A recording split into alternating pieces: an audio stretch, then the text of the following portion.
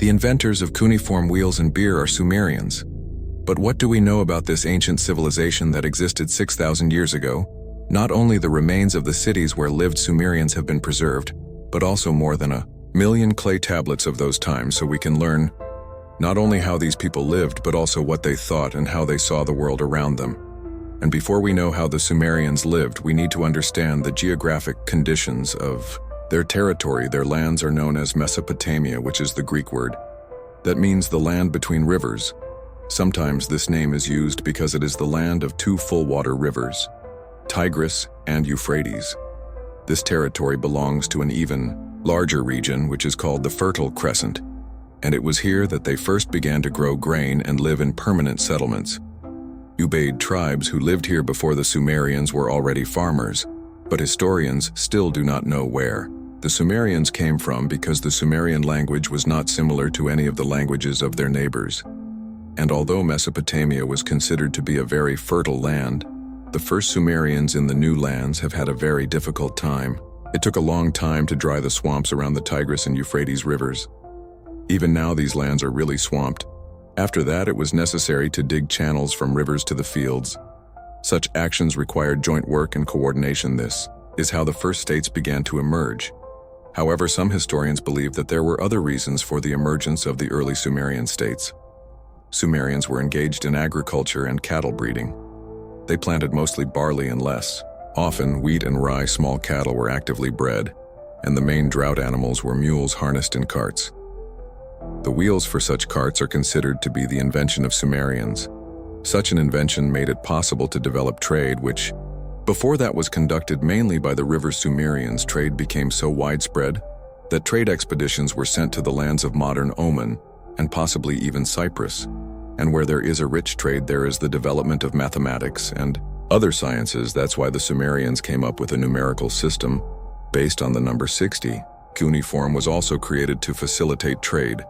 It was used to regulate taxes that were first invented by Sumerians as well. The census of property and its taxation created the first bureaucracy in history.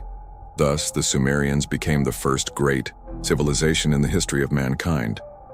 However, the Sumerians did not create one great state as it happened among other early civilizations on some lands. Many city-states emerged, the largest of which were at Aidu or Nippur Lagash Uruk. All these cities were originally headed by religious chiefs. The Ensis later, a post of a purely military nature, appeared among the leaders of these cities. It was called the Lugal, which literally is translated as a great man. The first period of existence of Sumerians' history divided into two separate periods. The first period is the period of Uruk. The time is named like this because we know about this period mostly due to the archaeological excavations of the same ancient city. There is also an early dynastic period. The cuneiform records of the time have reached us, and we can learn from there about Sumerian dynasties and kings of this period. All these cities, dynasties, and kings constantly fought among themselves for resources and power. However, none of them could finally defeat the other on the other side of their lands. Nomadic and semi-nomadic Semitic peoples began to surround the Sumerians. One of them, the Akkadians, were able to seize the Sumerian lands, thus making the first empire. These tribes were named after the capital city of the Akkadian state, but the meaning of the word is still unknown to us, as well as the situation of the Akkadian state. The emergence of the Akkadian state is closely related to the ruler Sargon the Great, who lived in the 24th century BC. This ruler bore the name Shahrukand, meaning the true king. Accordingly, it indicates the desire of this king to legalize his seizure of power. From the Chronicle of the City of Kish, we know that Sargon was the cupbearer and gardener of the previous king of Arzaba, in order to legitimize his power rights. Sargon spread the legend that his mother was a priestess. She secretly gave birth to a son and sent him in a basket by a river, where her baby was picked up by the royal water carrier Aki and carried to the palace, having become the king of Kish, which was a fully Akkadian city. Sargon began to conquer the surrounding Sumerian cities and other small Semitic tribes over time. He moved the capital to a new city in order to strengthen the authority. He appointed his relatives for the position of religious rulers and in the conquered cities.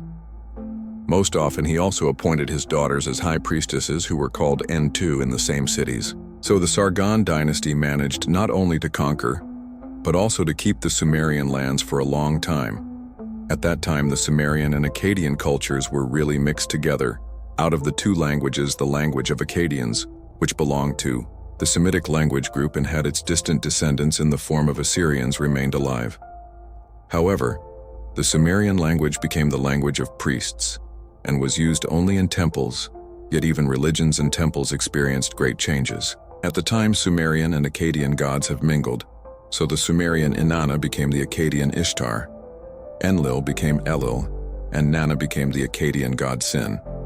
The Akkadians adopted the Sumerian cuneiform tradition, but instead of Sumerian they began to read old symbols in a new Akkadian way. It can be said that there has been a fusion of two peoples into one, but in fact there wasn't any unification, because the Sumerian cities have always rebelled against the conquerors, both Sargon and his descendants. Always had to suppress the rebels. Dozens of cuneiform sketches describing wars of the Sargon dynasty rulers of then have reached us from year to year. They had to conquer the same cities that did not want to remain under the Akkadian Empire. Sargon has created a professional army which has received the name of people who eat with the king to conduct a lot of military camp campaigns. This change made it possible to conquer neighboring cities in which the army was formed by the city of militia. And with this army, Sargon the Great was able to extend the northern borders of his empire as far as the Taurus Mountains. He also organized naval expeditions to the islands of Bahrain and possibly even an expedition to the island of Cyprus. In addition, Sargon the Great carried out administrative and economic reforms, establishing uniform measures of weight, size, and values. He also carried out religious reform, dividing the gods into main and local. The taxation system was also regulated under his rule. At that time, it was conducted with natural products, cattle, grain, or precious metals, silver or gold. The gemstone lazuli brought from the east had much value at that time. It was from the east that the destruction of the Akkadian Empire has started. The Gushan tribes, who already began to invade the territory of the Akkadian state during the reign of Sargon's grandson, Naram Sin, were able to conduct not only minor robberies, but they also successfully crushed the army of the Akkadians. It was in the battles with the Gushans that King Naram Sin died. Such an event was perceived by the Sumerians as a weakness of the Akkadian Empire, and some rebellious cities even began inviting the Gutians to help fight the Akkadians, and all subsequent Akkadian kings had to rule in eternal wars with nomads. However, the Houthi did not give the Sumerians freedom, and defeating the Akkadians remained in power. Thus, from the 21st century BC began the Gushan period of the history of the Sumerians, which lasted almost a century. At this time, one single state has again disintegrated into dozens of small city-states in which the coming conquerors from the east held power. But the Gushans didn't rule despotically, nor did they break the old order. Some of them, such as King Gudea of Lagash, not only married the daughter of the previous ruler, but continued the old Akkadian Sumerian order, maintaining the same system that existed in Lagash under Sargon the Great. This Gushan policy became the reason of their quick dissolving among the Sumerians and Akkadians, and already, at the end of the 22nd century BC, the Sumerians regained their power, or became the main city in the region. Therefore, this period of history is called the Dynasty of Or, after the dynasty which then ruled the city. Its founder Uranamu managed to defeat the Gushans and capture such large cities as Lagash, Uruk, and Nippur. The last one was in the center of the empire. It was an economic and military center. It was the city where all the taxes were collected from all lands. Troops also gathered here to protect themselves from the attack of nomadic neighbors, or Namu and his son Shulgi, settled warriors along the borders of the empire. It is common to believe that the first laws were made only at Babylon by Hammurabi, but the first code of laws was already formalized in the Sumerian era, and we came to cuneiform with it. It is no wonder that reigned with a mighty hand, taking lands, turning the masses of men into his slaves, and forming large armies that lived off heavy taxes. Therefore, when in the middle of the 20th century BC, King Abisin lost the war to neighboring Elam, everyone perceived this as a weakness and began to rebel, remembering the cruel rule of the Or kings from the west. Nomads from the Semitic peoples began to invade these lands almost at the same time. The most successful of them were the Amorites.